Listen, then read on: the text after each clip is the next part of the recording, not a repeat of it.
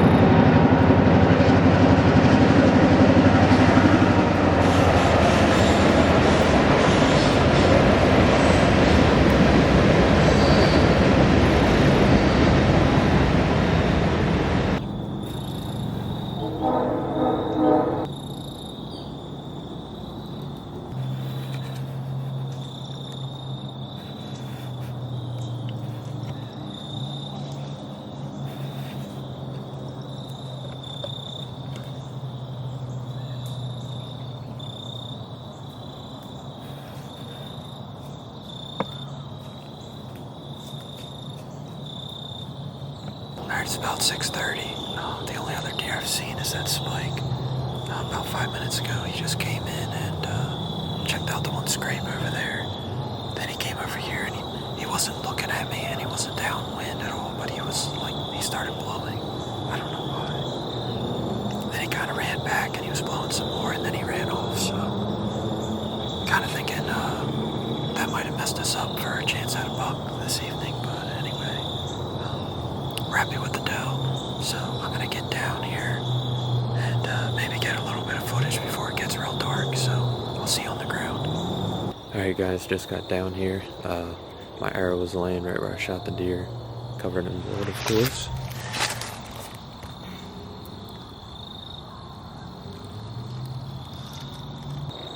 And she only made it about 25 yards maybe.